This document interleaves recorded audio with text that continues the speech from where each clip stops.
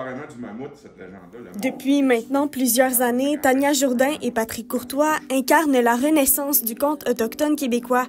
Tous deux conteurs de la communauté de Machoyats, ils sont d'exception pour une région comme le Saguenay-Lac-Saint-Jean, où les citoyens ont peu d'appréciation pour cet art, selon eux. Le conte au Saguenay-Lac-Saint-Jean, je vais être franc avec vous autres, c'est très faible par rapport au reste du Québec.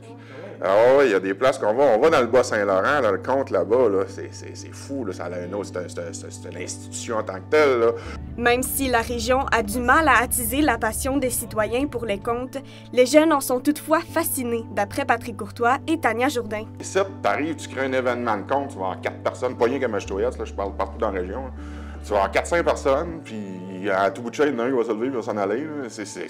On a de la misère à stimuler le public pour le conte ici dans la région. Moi, j'ai été chanceux. J'ai pas eu ce malheur-là. Ah ouais. Je rentre dans les écoles, puis les jeunes sont dedans au bout, ils trippent bien raide quand j'arrive. Les artistes témoignent de leur lien proche avec le public qui les motive à poursuivre leur passion. J'aime bien le côté message, puis aussi la création, c'est sûr que ça vient avec. Puis il y a aussi le fun de voir, le public. C'est le fun, le public, tu sais, c'est... Le contact, ouais, c'est ça, puis les gens... C'est pas comme le théâtre, hein. Le théâtre, il y a un mur, il y a un 4e mur, ce qui fait que les gens font leurs prestations puis s'occupent pas du public, tandis que le conteur, lui, il est en relation directe avec le public. Bien qu'ils soient tous deux conteurs autochtones, leurs pensées diffèrent sur certaines traditions du conte. Moi, les légendes, je les compte pas, puis j'y touche même pas.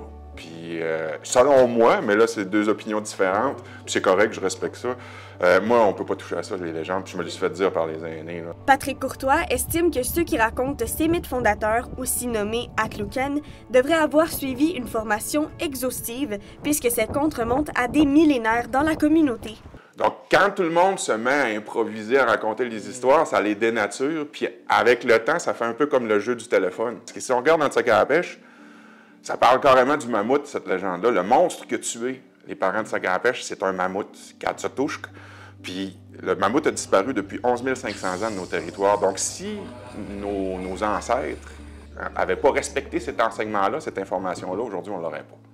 Donc c'est pour ça que moi, je suis bien à cheval. Tu sais, je suis bien à l'aise avec l'imagination, l'imaginaire. Je suis bien à l'aise avec ce que les plus jeunes peuvent faire. Il y a une nuance dans ça. Mais moi, ce que j'ai comme enseignement, c'est que je ne touche pas à ces histoires-là. Les nuances, mais c'est ça, tu parles de mythe fondateur. Moi, je parle, par exemple, je vais parler, mettons, de la légende du castor géant. C'est comme... C'est un mythe fondateur. Oui, c'est ça, me m'étonne aussi, mais moi, je trouve ça intéressant. Pareil, il raconte comment le lac Saint-Jean puis le fleuve s'est créé. Tu sais, il y a quelque chose de hot là-dedans. Les artistes abordent tous les deux la disparition de leur médium. Il n'y a pas de documentation sur ça, c'est ça qui est compliqué. Puis je comprends un peu le principe de pas de documentation, mais je trouve ça triste qu'il n'y ait pas de documentation en même temps parce que, tu sais, si ça se transmet pas, puis que les gens le savent pas, ils l'entendent pas, à un moment donné, ça va-tu se perdre? C'est ça ma question que je viens à me poser. Est-ce que le conte va disparaître? Le conte a déjà disparu une fois, puis il est revenu. Donc, tu sais, puis justement, André Lemelin puis cette gang-là, il y avait Fred Pellerin au début là-dedans, Michel Faubert, toute cette gang-là. Eux autres avaient créé, dans les années 90, le renouveau du conte. Puis c'est de là qu'a émergé. Puis là, il s'est recréé des festivals de là, puis là, c'est comme ça que le conte a réapparu au Québec. Malgré leurs opinions divergentes sur certains aspects de la pratique, chacun se rallie à un consensus. L'importance culturelle des contes dans une communauté autochtone.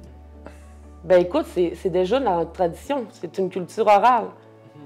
Tu sais, notre culture est orale, avant le Nilwéoun commence tout juste à s'écrire. Tu sais, ils ne s'écrivaient pas, puis il y avait des comités, des tables de travail au musée pour comment écrire tel mot. Tu sais, c'est tout récent, l'écriture en Nilwéoun.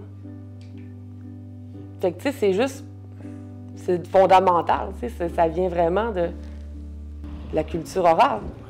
Le langage est un outil qui sert aussi à alimenter les discussions en fin de soirée dans la communauté. On arrive au feu le soir, mais là, tout le monde raconte les histoires de chasse, de bois, de ci, puis les conneries qu'ils ont vécues, puis ci, puis ça. Puis combien de fois, moi, j'étais allé me coucher parce que j'étais fatigué. Puis là, j'étais dans ma tente, là, puis là, j'entendais rire au feu, puis je regrettais d'être allé me coucher. Fait que là, je me rhabillais, puis je retournais me rasseoir au feu. Fait que depuis ce temps-là, là, à chaque fois qu'on fait une descente, à chaque fois que je suis dans le bois avec un groupe, c'est tout le temps, moi, le dernier couché, parce que j'ai tout le temps peur de me manquer une histoire.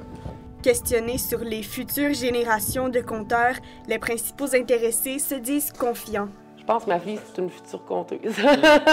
Des fois, elle me sort une histoire, là, puis je me dis, j'ai la petite relève. À mon avis, tant qu'il va y avoir des oreilles pour entendre, il va y avoir des gens qui vont raconter.